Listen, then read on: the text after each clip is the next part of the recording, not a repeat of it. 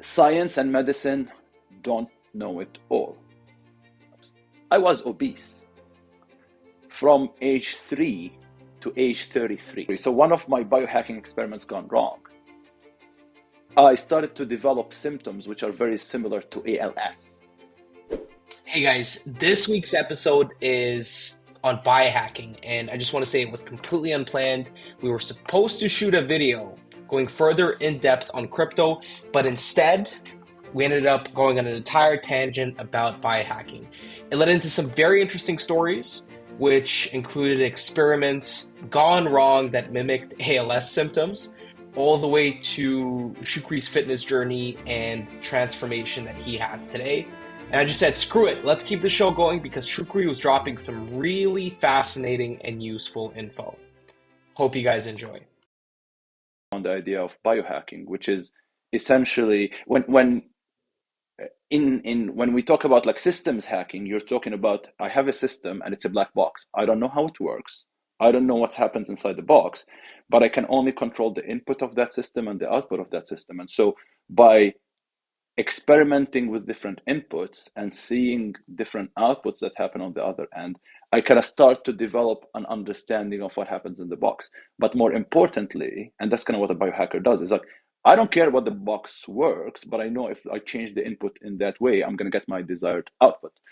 And when I applied this to my own biology, I managed to lose a ton of weight. Like, so I was obese from 3-year-old to kind of from the age of 3. I was overweight and borderline obese from age 3 to age 33. So I spent the first 33 years of my life overweight, and which means my habits were screwed up. My internal body biology was screwed up.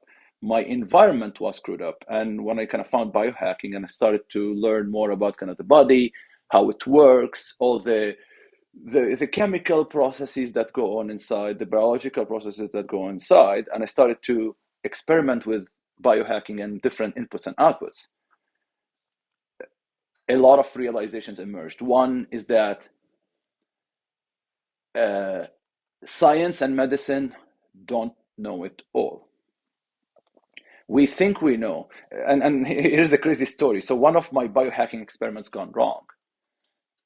I started to develop symptoms which are very similar to ALS.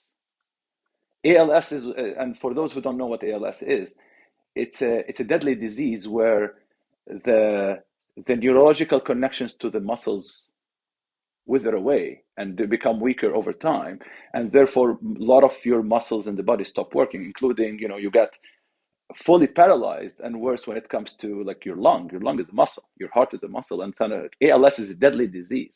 And so when I went to the doctor, this is a crazy biohacking experiment gone wrong. When I went to the doctor, he's like, "Oh, your symptoms are very similar to MS or multiple sclerosis or ALS," and I freaked out. And this was like a 6 months of hell journey that I went through trying to kind of get a diagnosis of what's wrong with me. And it turns out a year and a half later, I realized it was one of my biohacking experiments gone wrong. And if you're curious about what caused this, I didn't ingest any chemicals. I didn't take any food. It wasn't medicine. It was audio.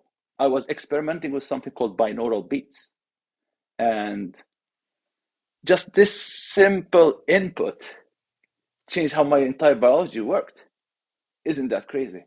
The audio input of what you were listening to changed the biology of your body. Yes. And so in binaural beats, put simply, is that uh, you listen to two tracks with the different frequencies. So one ear you can hit one frequency, on the other ear you hit a different frequency. And your brain essentially will kind of mix them or multiplex them together and creates another frequency. And you don't hear it. You don't necessarily hear something different. Now, why would you do something like this to your brain? There is a whole theory that, so do you know how like in the brain you have like alpha waves, beta, like there's different states, alpha, theta state. And so by manipulating the input to your brain, you can manipulate your brain state. Now, in my case, my experiment went very, very wrong. And so what that created, and I don't fully understand kind of what everything that went down, but that clearly caused problems to my body and how my brain processed those signals, which caused me muscle twitching, depression-like symptoms.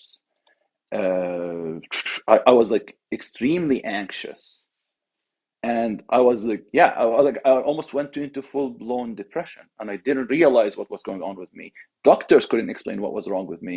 The healthcare system here took me forever to get to a specialist, to get an MRI. In fact, I had to go to Buffalo and pay private, I think $3,000, $4,000 for the MRI, because I just didn't want to wait 6 months to get my MRI. I needed to know what's going on with me. And doctors couldn't tell me what was going on. Turned out it was all my own making. So that's the 6 months of hell experience. It was going through those binaural beats, trying to change the chemistry of your body, which ended up making things worse. Yes. So this is kind of the dark side of biohacking. Right. So it's not all, it wasn't all fun, but the reason I became a biohacker is because I I realized at some point that medicine hasn't figured it all out, that we really don't fully understand. And I would argue that for every research paper that says something, you can find an opposite research paper that contradicts that. And that's the hard thing about science. So then, if one thing says fat is good, right? Like, the bigger, like some of the bigger debates we have is, is fat good or bad? Is sugar good or bad? And, there's a whole bunch of movements that came from that, like the keto movement, paleo, um, carnivore diet now, and all of these are different movements that are saying, oh, you know what, don't eat carbs, carbs are bad. And then there are people who say, no, no, no, carbs is the right thing. Saturated fat are bad for your heart, and then it turns out saturated fat are not necessarily bad for your heart. So all of these conflicting things, there's two responses. Either you're paralyzed and you're saying, fuck, I don't want to do any of this shit, I don't care, I'm just going to continue whatever I'm doing with my environment, with my life. Or to say, listen, forget it. Nobody has the truth, and the truth is subjective. And the only way to know the truth for me, my personal truth, is to run experiments on myself, where the sample size is just much smaller, right? Biohacking is all about kind of experimentation and sample of one. It's just me, and I want to test what works for my own biology. And so at the end of those 6 months, like what kind of ended it? That experimentation, was it you coming to realization on your own that it had to do with the binaural beats, or how did you figure that out? What Here's ended how that that 6 months of hell?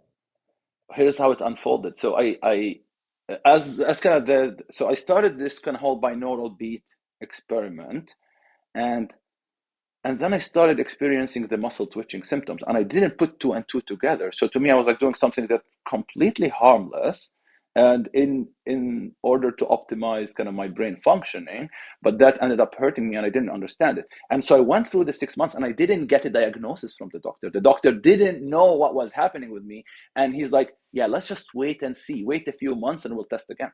Now, accidentally, what happened during that time is essentially kind of I ended that like binaural beat experiment, and then symptoms went away, it took me a year and a half to put two and two together, almost accidentally. So I was sitting one day, and honestly, it just like hit me in a moment of inspiration that, oh, maybe the symptoms I encountered were related to that experiment I ran. And I kind of go and do some research, and I found a program online that was like a binaural beats program, and people were complaining of very similar symptoms. And I'm like, shit! I put myself through almost a year of hell for nothing, and it was just an experiment gone wrong, and nobody could explain to me what was going wrong. Nobody understood it, how kind of the doctor diagnoses diseases. A doctor has kind of listens to your symptoms, maybe does some tests, and then he doesn't know with 90% or 100% confidence that this is what you have. He has like a probabilistic model to say, if you have these symptoms, the most likely disease is A, or it could be B, or it could be C, or it could be D. And what he does through testing and through observing the symptoms is he's trying to kind of cross some probabilities of the map, and then he is left with the most relevant diagnosis, let's say. Absolutely. And what caused you to look into binaural beats in the first place? I, Did it have to do with the weight loss journey and you were hoping to change up the chemistry in your body by doing this kind of um, mad experiment on yourself to see what happens if you stick to binaural beats and endure through it um, in the hopes of weight loss, or what kind of prompted no, it? no, no. So the binaural beats was like a brain optimization. I wanted to get deeper meditation. That's what I was trying to do, is basically get into like deeper meditative states. And so one thing to kind of bring up is that I don't like my biohacking experiments are not all have to do with weight loss, right? I've experimenting with different nootropics to see if I can get enhanced mental performance. So this was kind of done under the umbrella of mental performance. Some other crazy experiments I've done, um, taping my mouth shut. And I know that Huberman now made this kind of public knowledge, but I've done this Mhm, way before Huberman even became as big as he is. I've kind of shut my like I tape my mouth during my sleep to teach myself to nose breathe only, right? And there's a mhm, whole bunch of things that happen when you do that. So we talked about kind of systems thinking and input and output, right? And so if I start to imagine your body as a black box that you don't know how it works, let's think of all the inputs that go into the box. So the temperature, right? The temperature is something that goes on in the box. The radiation you get exposed to. These are inputs, right? Light that enters your eye, enters your retina, or even enters your skin is an input. Air is another input. Food is another input. Sight, sound, smell, touch, taste. All of these are inputs to your body, right? And then you can also measure outputs. So sweat is something you can measure. Urine is another thing you can measure. Poop is something you can measure. CO2, carbon dioxide, oxygen out, and power output are things you can measure on your body. mhm. So uh, this, and then there's signals that go inside your body that can kind of guide you as well, like your hunger level, your energy level, your emotions, your stress, your glucose level, your HRV. So these things we can measure with certain devices, right? Like if you're wearing a Whoop, if you have a Whoop band, if you have an Oura Ring, if you have an Apple Watch, you can measure, for example, HRV, glucose level. I've done it, man. You want it crazy? I have a crazy one for you. So there is these. I love Um, crazy. here we go. Okay. I'm pretty sure anyone who walked into a supermarket Yes. in North America has seen these smart sweets, right?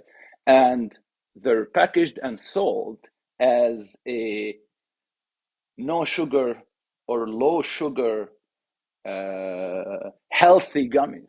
Okay. I tried some In some of my experimentation, I was the other actually wearing month. a. They were all right. Uh, but I'm not concerned about the taste. I'm concerned of, are they really healthy? They're horrible. They're worse than Mhm. sugar gummies. And so here's the story of this thing. So in some of my experiments, I wear a GCM or a continuous. I just wear a continuous glucose monitor to understand how my body responds to certain things, such as cold exposure, such as showers, such as workout. And in one of the experiments, one day I just like I didn't kind of put this two and two together on the smart suite, but I was wearing the glucose monitor and I ate a bunch of stuff, including the smart suite. And I was looking at my data after, and my blood sugar level was almost at a pre-diabetic level. And I'm like, wait a minute, what did I eat today? So I go back to my logs, right? And one of the things worth noting that I've been collecting data on every single meal I ate from 2015 till today. We're in 2024. So I have food, weight, and general fitness data for 10 years now, almost 10 years. And and so kind of looking at the glucose level, I'm like, wait, how the hell did my glucose level get to this level? And I kind of looked at the list, and the only culprit on the list was the smart sweet. So I'm like, wait, hold on. So this is supposed to be 3 grams of sugar. How the hell would 3 grams of sugar do this? And then I flipped into the ingredients. So if you look at the ingredients, uh, you know, oligosaccharides, or like these are kind of sugars, forms of sugar, chicory root fiber, which is supposed to be fiber, blah blah blah blah blah. So you look at it, I'm like, where's the culprit? What's the problem? And turns out it's the fiber. So The fiber, fiber. there's and there's a nuance here. There's two types of fiber. There's what we call insoluble fiber, and there's soluble fiber. Insoluble fiber, your body doesn't process, doesn't digest. It kind of gets into your digestive tract and leaves the other end, right? And it's kind of cleans up. It's good, right? Wonderful. Soluble fiber is soluble, which means your body actually digests it and processes it. And whatever the heck is in this thing, when that soluble fiber was being processed in my body, my glucose level shot through the roof. So not healthy. I don't consume this anymore. That's wild. Right? And if you want to get into kind of all sorts of bad things that go into food and food packaging and processed foods in general, man, I can talk to you like for 2 days on this. So going back to what we were talking about, your hunger level, your energy level, your glucose level. So being able to measure these things as you run experiments, you learn a lot about how your body works, and you eventually start to develop intuition to kind of how things go in the body. And by the way, by the way, a lot of the technologies or a lot of the kind of biohacking things that you do today are nothing but running these inputs at different extremes. Temperature. So you talk about heat exposure, sauna, for example. Huberman kind of made the whole idea of the sauna famous, but you Mhm. also have cold exposure. So then extreme temperatures do beneficial things for us. Extreme radiations do beneficial things for us. Uh, we know now that kind of, sun gazing, like sunlight gazing, being able to go outside in the sun to build vitamin D3 is important, right? So this is where kind of light exposure. How about light, like how about darkness exposure? I believe it's also going to be beneficial. Um, Air, you take something like air. And so there are protocols that, for example, consuming uh, high amounts of oxygen is beneficial for you. You know what else is beneficial for you? High carbon dioxide is very similar to elevation training, for example. And so even consuming, and there's experiments, there's a whole literature around the carbon dioxide exposure, how in certain conditions, again, you have to be very careful here, but in certain conditions is beneficial for your body. How about food, right? We know fasting is good for you, but we know if you fast for extended periods of time, it's not good, right? So now we go into controlling the inputs and driving them to extremes, but you don't want to drive them to extremes over a long period of time. Here's kind of my hunch or my intuition around this, and I've been doing this for 10 years now. Your body was not meant to live in what I call steady state. Your body is not meant to live in a very narrow range of temperature or very narrow conditions of environment of like sitting only or standing only. I believe all of these things are bad. What your body was built for is variability. So the more variability you have across all of these inputs, the better you are. Right. And so this is where we go into fasting is great for you. You don't want to do it for extended period of time. Eating healthy and eating well is good for you, but you also don't want to do it for an extended period of time. And so you kind of take, same with the light exposure, same with the radiation exposure, same with the temperature, same with air, same with, indulging in sex. It can also be good for you or bad for you, right? Oxytocin is important, kind of that bonding, that pair bonding thing is important for your health. And so all of these inputs, being able to run experiments to decide what happens when I change these inputs, how does the output change, or how do I, the different metrics that I have. And then there is also feedback loops, right? Feedback loops is that sometimes when you do this, right, your body does things internally and rewires itself. Your brain does things internally and rewires itself. And all you're doing as a biohacker is you're kind of changing these inputs, right? Taking in other chemicals, right? Nootropics is another one, right? So nootropics, for those who are not familiar with it, are what we call them smart drugs. If you guys watched the movie Limitless, right? I think it was called the NTZ pill, where the guy kind of takes that limitless pill, and now he's able to think much more clearer than anyone else. He can think, 10 steps ahead. He's kind of, and I love that movie. It's one of my favorite movies of all the time. And so to me, I wanted to experiment with that. Then there's the whole aspects of longevity, right? Like there's certain drugs that are conductive to longevity.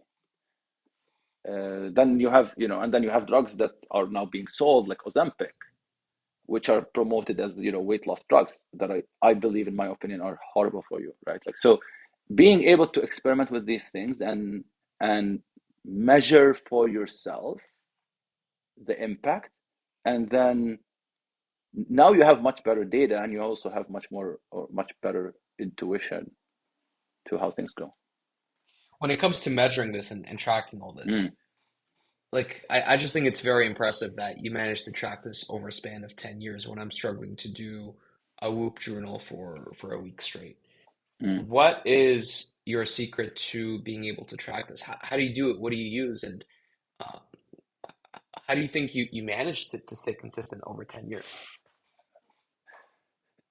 It takes 21 days to make a new habit. So I think smart people in general are lazy. And I'm lazy. I'm as lazy as your other guy.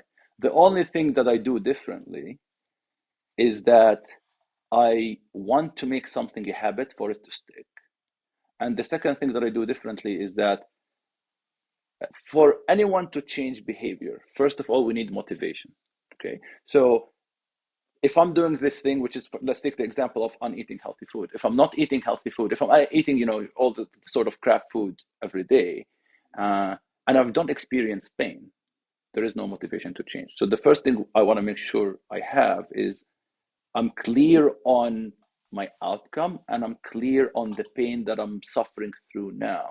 And the larger the pain, the more the incentive to change. So first of all, there is biggest transformation of my life is when I started to think of myself as an athlete, as a CrossFitter. Now this is kind of where that now it's no longer a thing, right? Like think of brushing your teeth. The first time you brushed your teeth, you probably hated it. It's like painful, it's awful, it doesn't feel comfortable. And then you do it, and then you do it for a week, and then you do it for two, and then you do it three, and then boom, autopilot, right? Like you never think again about brushing your teeth. It's not an afterthought. It's like you're happy, you're sad, you're drunk, you're miserable, you're sleeping at 5 a.m. You do it anyway, right? And I want to do the same thing. So this is where we go into habits and then systems, right? You want to have the right systems, and you want to have the right tools in place to make things happen. Going back to what you mentioned in the conversation, that the Whoop app is just horrible for certain things. And for me, I hit the same problem, right? Like my fitness pal is painful, but once you've done it a few times, eventually kind of it grows on you, and you start to kind of just work your way mentally around the pain. And then in other times it takes several iterations of trying different apps or different things and different systems until you find one that sticks. And in my case, for example, meditation, I hated meditation, and it took me so many iterations. For me, I kind of picked up meditation, and I tried transcendental meditation, and I tried Sam Harris's kind of, you know atheist, let's call it atheist meditation. Again, I'm not doing it justice. And then I've tried like Sadhguru, and I've tried different flavors and tastes of meditation. I actually went through Zen Buddhist training on meditation. I actually went to a Zen monk, and who kind of taught me all of this stuff. So you can sometimes it takes multiple iterations of you trying something, and eventually it also might mean you go create your own things. And that's actually one of the reasons I'm a hacker or a technologist, is because I want to build my own tools. Believe it or not, I I had the idea for my fitness pal probably 10 years before my fitness pal existed. So this is me 2005 in university. My first version of my fitness pal was I needed to keep track of what I'm eating because I was trying to lose weight. And I started on a good old like pen and paper notebook writing down. And then I went and I tried to build something like in my fitness pal, but I hit the challenge that there was no fitness database, or there was no food database. I found one by the FDA, but it wasn't good enough.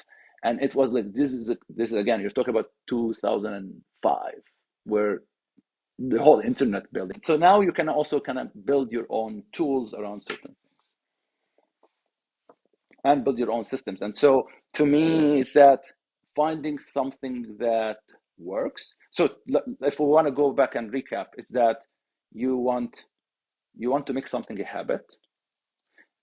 You also want to make changes in your environment, because your environment will either help or hinder you. For me, the time where I experienced the most dramatic shifts were the times I changed the environment around me in a certain way, and then I created habits around that environment change. And so, for example, I don't eat breakfast.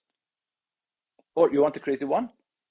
I eat bread probably maybe like twice a year. And you're like, hey, how does that even happen? Like for me, carrots are my bread. I eat a ridiculous amount of carrots. Like I have organic mini carrots. I eat these things Carrots like of all chips. things. Yeah, and I eat these things like chips. Now, how did I arrive at that? Once I started to eat cleaner, I started to feel the difference. I started to kind of mentally, I was clearer. My body was not achy. Here's another crazy one.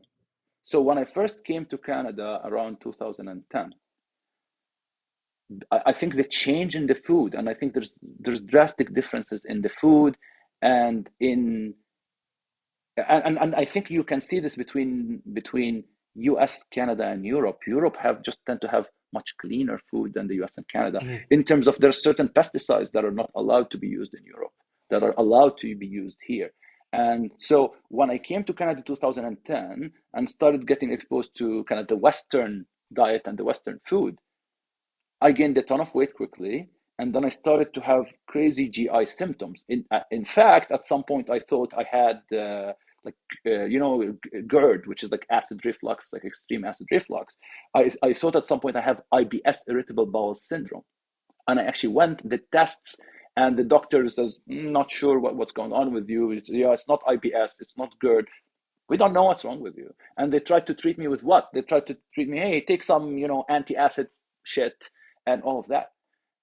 And I was essentially trying to patch up shit. And when I started to eat clean around 2014, 2015, things changed drastically. So, like when I eliminated most of bread and bread products, my body just felt better.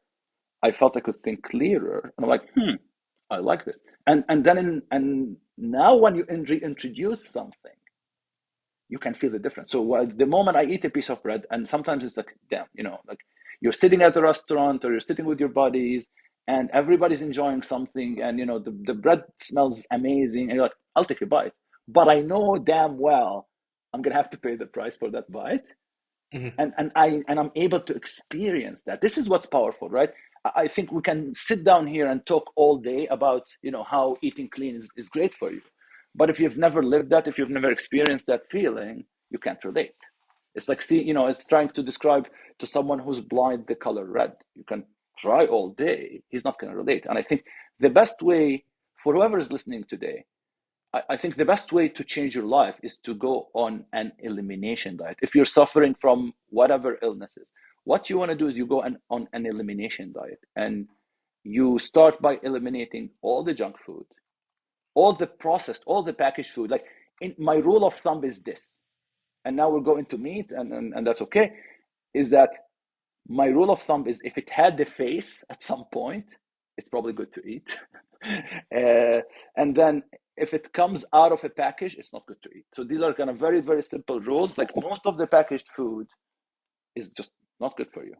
Most of the processed food is just not good for you, right? I'm sure you can find some exceptions, but 99% of the cases, it's bad. And so what I try to eat for the most part is fruits, meat, and I'll caveat some veggies. I'm not a big fan of veggies, and like the carnivore people talk about this quite a bit. But my simple argument is that I have not seen anyone with allergy to red meat. There's no such thing. Of course, fish and shellfish, now you have people with allergies. But if you look at most allergies, nobody has allergies to fruits, but a lot of people have allergies to nuts, seeds, grains, and I would say in general vegetables. And a good example of vegetables that are problematic to people are called the nightshade family. Nightshades, uh, one very popular nightshade is a plant called belladonna, and belladonna is poisonous. Like you take it, you die. And eggplants, tomatoes, peppers are from the same family. So you'll be very, very careful. And I watch it in my own kids. Like my son loves red peppers, but I know, and he knows now. He's kind of, I kind of, pointed out to him a few times, and now he knows. He loves it. He's going to eat it, but he doesn't feel good after eating these things. So, and we know that people who go on, what is it? There's a disease. There's actually a well-known allergy to nightshades. Like whoever goes on, there's like a what is it called? Shit. Uh, it's like a low inflammation.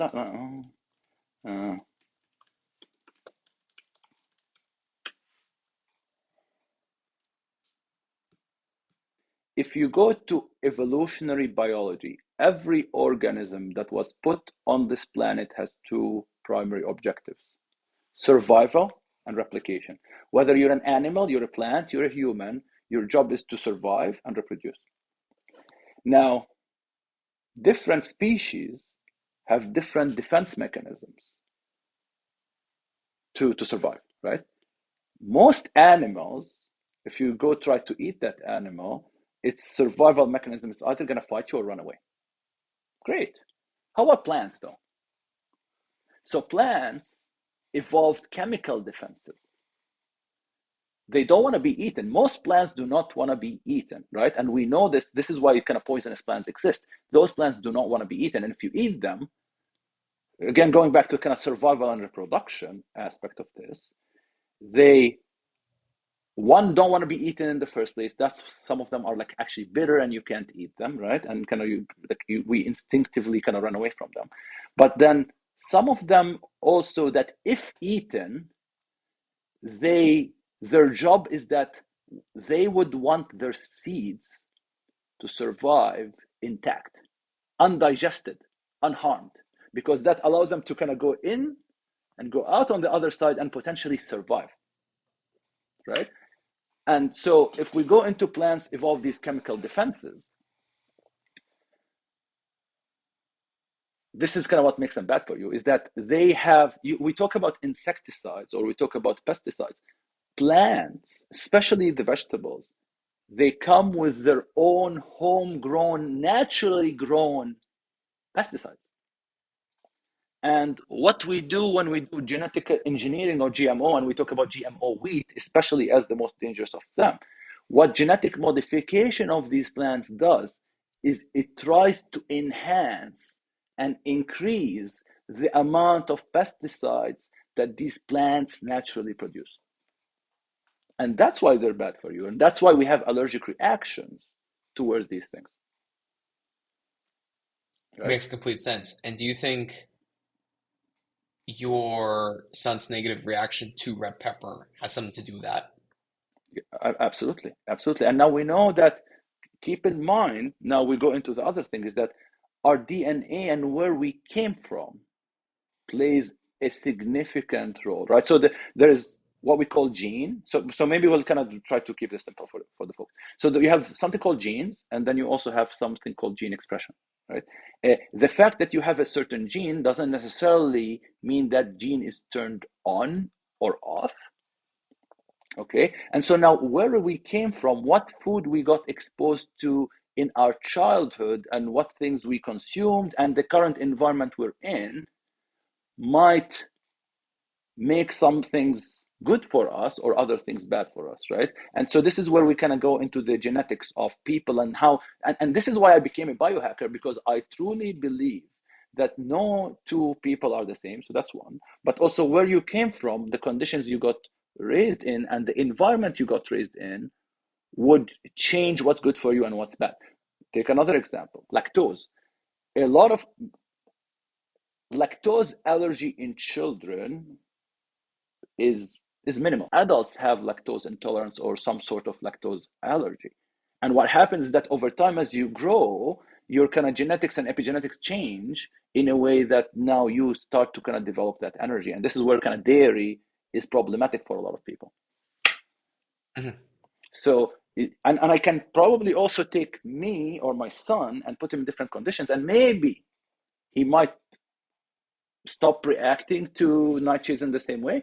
But also, again, if I know myself, and this is why I'm actually trying to kind of pass this to my children, is like I I know that there are certain things that are not good for me, and most likely because of inheritance and me passing my DNA to my children. These are things I'm like, hey guys, keep an eye on this, keep an eye on this, keep an eye on this, because I know your grandma is allergic to this or reacts to this, and your grandpa reacts to this, and I react to this. So most probably, bro, you have a problem there, right? For my son or my daughter. So we kind of tell them these things because now what I've learned will probably translate to them. Mhm. Makes complete sense. And bringing that back to your diagram, I'm just super curious because I Mm, couldn't help but notice that you opened it up via one of the diagram sketching apps. The six yeah, pack accelerator diagram. yeah, Is yeah. that something you built? Yes, I built this diagram, and Six Pack Accelerator is a program that I started for fun when COVID started. Mhm. So here's the story behind Six Pack Accelerator. So when COVID started, a lot of people started to kind of sit at home, not move, and do things, and everybody gained weight except me. So when a lot of my friends reached out during COVID and kind of saw me, I'm big on Instagram, I'm posting my daily workout, and they can see me losing weight, and so a couple of them reach out to me and say, "Hey, when everybody is at home and gaining weight, how the hell are you losing weight? What are you doing?" And so I started to talk to them. And then I've always been passionate about kind of health and fitness. And I always knew I wanted to do something. And when the people reached out to me, I said, maybe I should turn this into an online program thing. And I actually took all my knowledge, all my research, years of experimentation, and I packaged it into a program called the Six Pack Accelerator. In fact, if you want to see some cool stuff, uh, here, I actually sat down what No food you should way. eat. Okay, I created Where crazy can I guide. buy This this was, program? man, I like, and believe it or not, I have insane testimonials and results from people. Like a good friend of mine, um, he wanted to go to 100 and I think 165 pounds, and he met with a nutritionist, and she told him, "No, that's not possible for you."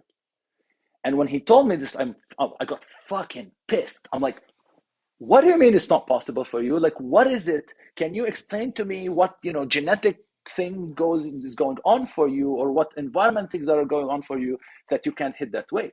And I called bullshit. And he said, you know what? If you can get me to that weight, I'll do whatever the heck you tell me to do. And I said, are you sure? And he said, yes. And I'm like, let's do this.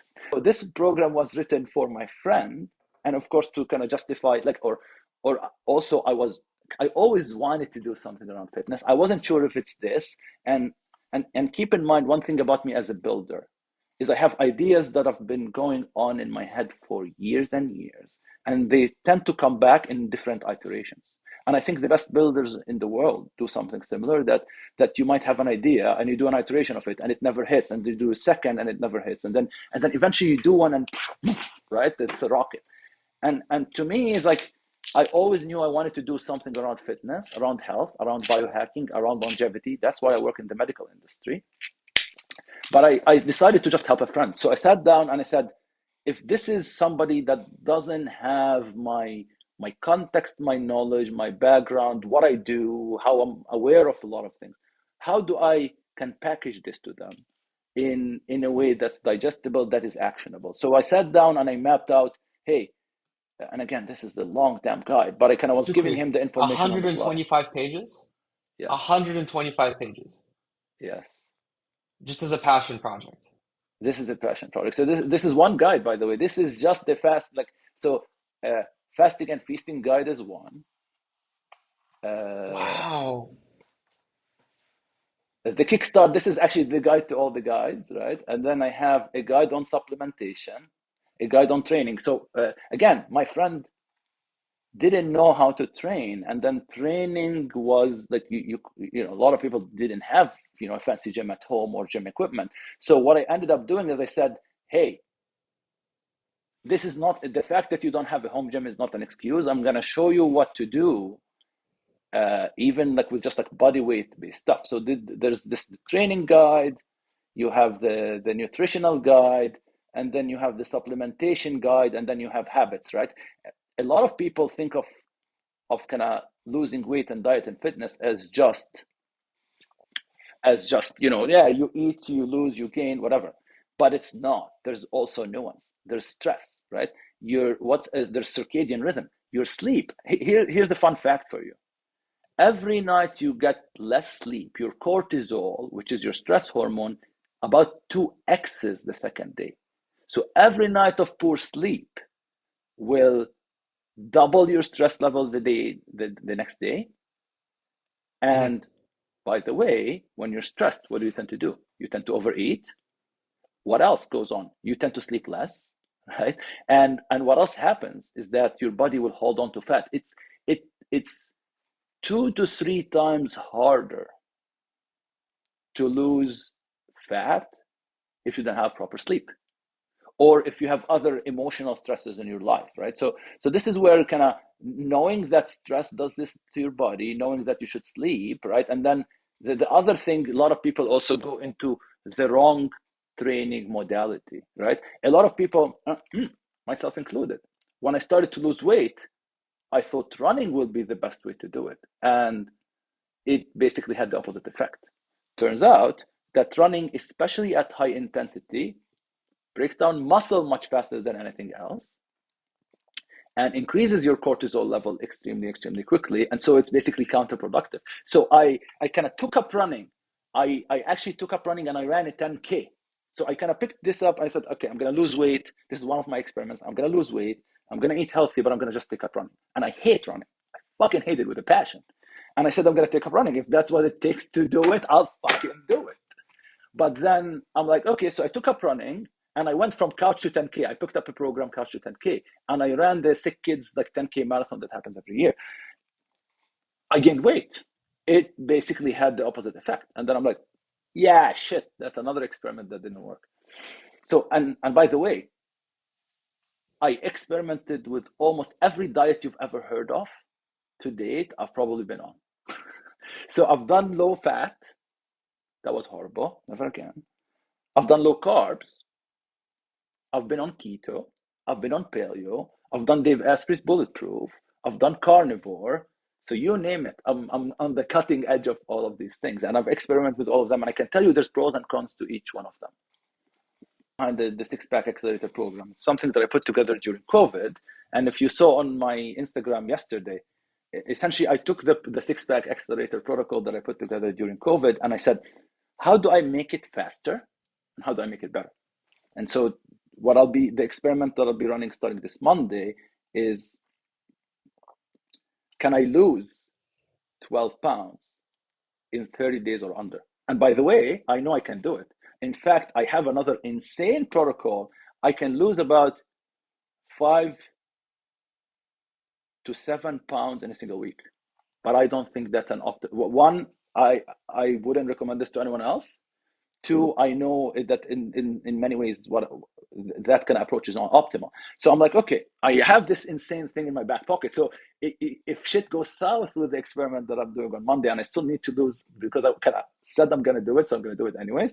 And so if shit goes south, I know I can lose about 10 pounds in about 2 weeks. But that's extreme. It's like extreme, right? So I'm like, forget that. I'm going to lose the 12 pounds in a month. And can I do it, right? And so why do I want to do this? Because I know there's other ways, like caloric restriction. If you want to break it down simply, you have the whole idea of caloric restriction. So let's say your body at rest consumes, or your body at rest burns about 2,000 calories. Great. So in the kind of calorie cutting approach, what you'll do is you say, okay, so it's 2,000 calories, and I need to lose, let's cut 500 calories. And by the way, this is where it's going to get very tricky, because if you say 2,000 calories and you ate 1,500, and you do this for a long time, your body actually down regulates your metabolism. So you can probably get away with eating 1,500 calories for a week. After week two, your metabolism drops. And that drop, crazy idea for you, crazy story for you. That drop, once you your metabolic rate is 2,000 and you drop it to 1,500, and you do this for 30, 60, 90 days, your body down regulates, and that drop tends to last forever. In fact, crazy study they did on, are you familiar with the show The Biggest Loser? No, never seen. No. Okay. So this is like a very, very old show that was huge on US television, where they take people and essentially kind of put them on a caloric restriction diet for years. And they did a scientific study on those people. And what they noticed is before the program and after the program, all of them, almost all of them, kind of after that program, they lost a bunch of weight, yes, but then all of them, their metabolism down regulated and they couldn't get it back up. So I'm like, caloric, and by the way, when they're done that, caloric restriction, there are benefits to caloric restriction. I'm not trying to make it sound bad, but the way to do caloric restriction properly is you calorie cycle. So you don't want to be at 1,500 all the time. So you want to be at 1,500, then back to 18, then maybe back to 15, and then back to 18. And because you kind of want to confuse your body and you don't want it to down regulate. The same The thing body is was if you built don't. for variability, like you said before. Your body is built for variability, and any steady state will kind of push your body, and now your body is trying to adjust itself to kind of stay in that steady state, and so that's kind of where the down regulation happens. So then if you want to do caloric restriction, what you want to do is you want a calorie cycle. Now if you don't want to do caloric restriction, fasting is a much more interesting approach. And by the way, even fasting, if you fast for 5 days, you're going to lose muscle. If you fast for 5 to, and of course I'm nobody should fast more than 5 days. With that said, do you know what's the longest fast on record? Like water fast. Yes. Oh man, I imagine it could be quite long if someone's severely obese. Um, if I was to take a I random want you to, guess, yeah, like please do it before I 120 shut it. days. Yeah, I've Look heard of at this how guy. many days this guy fasted. 382 days. So this is a 322. guy who fasted 382 days. And for the people who are listening, there is very important things. Do not do this without medical supervision. There is a whole thing called refeeding syndrome. You could kill yourself. You could literally kill yourself. Do not go on an extended fast honestly, beyond 3 days if you don't know what you're doing. Do not do that. It's dangerous. It can be lethal. Um, Now, what happens during fasting is of course this whole bunch of biological processes that kick in once you fast. A long fast like this has to be with medical supervision because your electrolyte level, especially sodium, potassium, magnesium, can go very, very extremely low, and kind of the water changes in your body. And what happens, by the way, there's something called refeed syndrome. People who have been in the Auschwitz, for example, or people who have been prisoners of war, whenever they take them in, they never feed them carbs immediately. Because if you feed them carbs immediately, that automatically changes the electrolyte ratios, and poof, you're dead. So again, cautious tales do not do this, but up to 3 to 5 days, if you know what you're doing and if you keep your electrolytes balanced, fasting is just beautiful. Now 5 days is actually very, very long, right? You can get dehydrated, especially trying to do a 5 day with training is, dude, I've done it once. I wouldn't do it again. Like, training does not feel good at 5 day fast. It's bad. It's really, really bad. So going back, so fasting is a much better approach than caloric restriction, because it turns out that when you fast, first of all, there's the whole health and longevity aspects of fasting. But when you fast, your body almost kind of pumps you up with growth hormone because it doesn't want you. Your body's agenda is it doesn't want you to die, and so what it does is essentially, oh, there is no food. It's like, let's get some growth hormone in. You need your muscles, and we need you to get the fuck out and go get food. So that alone is a good signal to the body not to lose muscle mass. If you pair that with training, you're also reinforcing the signal that we need the muscles, Mr. Body, keep it, right? One of the things to keep in mind, your body is intelligent. It has its own intelligence, and it's not just your freaking brain.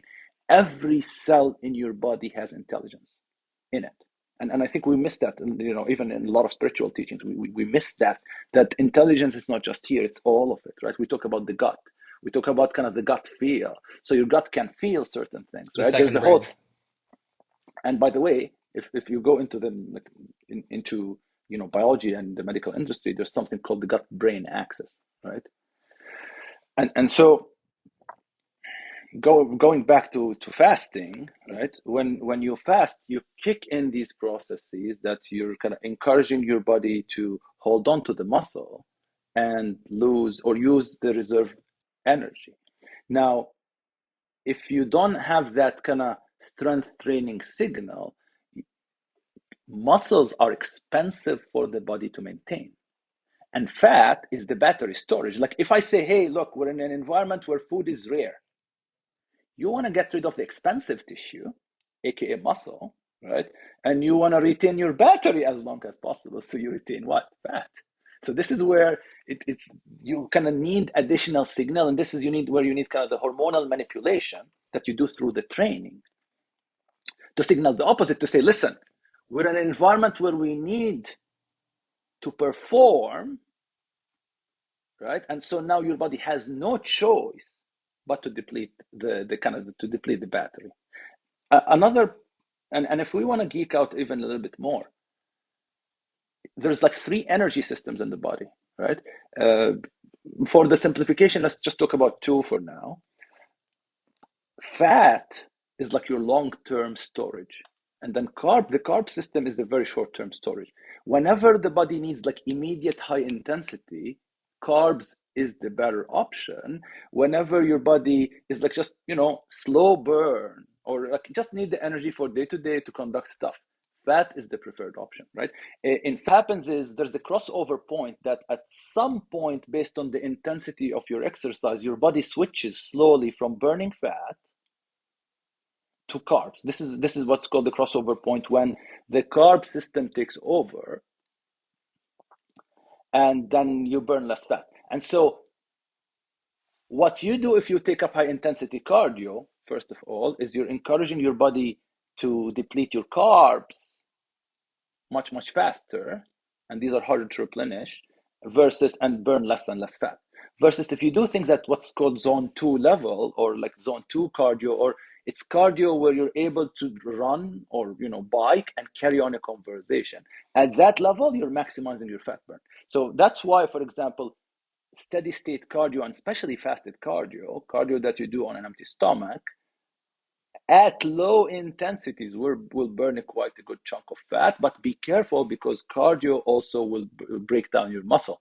And so the lifting, why we kind of I emphasize strength training, especially for men, but it's for men and women alike. Strength training is that signals to the body you need to retain the muscles, don't just break it down and do nothing. Right? That kind of throws me Cool. back to a few years ago when I was on a military course during the summer, and we had a 2 week long exercise, which was a culmination of 3 months of our training, and it was kind of the final test as a reservist engineer officer, whether or not you're able to lead a troop. Mm. And in a 24-hour period, we would go on these 8-hour missions 3 times, and 8 times 3 is 24, so we would be on missions around the clock for 2 weeks. And so I remember counting the hours of sleep that we got within the first week. I think it was around like 5 or 6 hours altogether of sleep that we got in between missions and the stuff that we were doing, and um, falling asleep in front of the machine gun on a point. But what I'm getting at is people would lose a lot of weight being essentially active for 24 hours out of the day, carrying loads of anywhere between 40 to 80 pounds with your backpack, your rifle, um, your vest. It's a lot of weight, and people would lose at least 20 pounds throughout that 2 week period. Hmm. And I remember losing around 15 to 20 pounds over those 2 weeks. And I remember checking because I had a scale that could also measure your body fat, Hmm. and I expected my body fat percentage to decrease after those 2 weeks, but my fat percentage actually increased by Yeah. the virtue of me losing muscle as opposed to losing fat. Yes. However, one thing to keep in mind is the technology behind the scale. And by the way, again, you can see I'm kind of going to geek out on this a little bit. But the kind of so most of these scales that measure the body fat, they measure it through what's called bioimpedance, right? So you kind of run a Mhm, current through the body and you try to measure the resistance, and you know that there's different resistant properties between the fat and the water.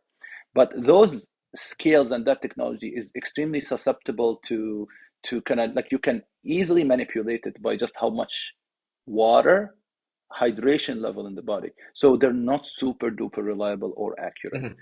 If you want the gold standard in kind of weight loss is the DEXA scan, but that's like a whole process. You go and you kind of go in a it's a like, but that'll give you a much better picture of your fat, and especially what's called the visceral fat, which is extremely dangerous. This is the thing that causes heart attack and things like that. So so a DEXA scan is the gold standard. With that said, absolutely, like the more stress you have, right, and the more you work, stress is catabolic, right? Like stress on the body, it breaks down muscle and tissue and everything. Versus the kind of relaxed state is more like an anabolic. Like that's why a good sleep will increase your hormones, right? A good sleep will you'll feel better. For men, one thing that entrepreneurs in general struggle with is what we call finding their ikigai. Matt Gray. So Matt Gray is kind of bringing that concept back to life. But actually, Great. fun fact: I wrote an article about ikigai on my very old blog. So I had a blog before. I was writing about this in 8 years ago. I wrote about ikigai 8 years ago. Kind of, like, and this was a time for me when I was actually struggling to find what I wanted to do in life. And so this was a Mhm. very helpful concept for me, is being able to package it, because sometimes you have, things that you're good at, but you don't love, right? Or sometimes you have things that you love, but nobody wants to pay, or nobody will pay you for these things that you love. But I believe, And that's where unfortunately, a yes, lot it's of like creatives you're doing fall. something you're really, really good at. Yes, yeah. This is where a lot of creatives fall, is that you can do something that you love, but you're not paid for it. But you know what? On some level, Anatoly, I believe that with enough iterations, anything that you love, you can eventually get paid for if you know how to package it properly, right? And I've seen examples of crazy, crazy things that I wouldn't expect people to pay for. They eventually pay for. It's just you change the packaging a little bit, right? So to me, I also want to separate two things. That Mhm. there are certain things that maybe you're passionate about just for you. So when I did the Six Pack Accelerator program, I realized that my fitness, my passion for kind of health, wellness, and fitness uh, is deeply personal, right? And it's coming from, like wounds and childhood trauma. Like I've been called a fat kid. You know, I was uh, I was subject to kind of physical abuse at school because of my weight, right? And so I have a lot of trauma and wounds from kind of being the overweight kid, and the smart overweight kid at class is a recipe for disaster, right? Like it's like you're smart and you piss people off, and then you're overweight, and so you kind of give people, like, yeah, they're just like fucking pissed at you, right? It's like, oh, this smart fat kid, and we hate you. You're a fat kid, and you're called names, and they beat the crap out of you. Um, so I have, and by the way, I believe that the best entrepreneurs in the world are just driven by the most trauma. And what they manage to do is they manage to find, Yeah. like, there's two responses to trauma. One response is to kind of blame yourself, blame society, blame everyone around you, cry about it, and do nothing. And the other experience the same trauma, they just assign to it a different meaning. And for myself, and I've been through hell, okay, on the kind of personal journey side. But the meaning I made of it is losers. I'm going to give them the middle finger, and I'm going to use all of this trauma as fuel to do much better than those guys. And that kind of gave me fuel. I wouldn't be where I am today without that trauma and without the meaning I assigned to that trauma. That my goal is now is basically for all of those people to one day look at me and say, "Oh my God, look at this guy." Right? Selfish, yes. Ego driven, yes. But that gave me all the fuel to get to where I am and to keep going. And I'm still going to keep going because it's like not just I want to prove them wrong, but I want to take it to like an insane level that's never been done before. Hopefully to Hormozy level, to Elon Musk level, and it's still early. I love it. Okay, I nice. love it. Let's end it here. Let's end it on a high note.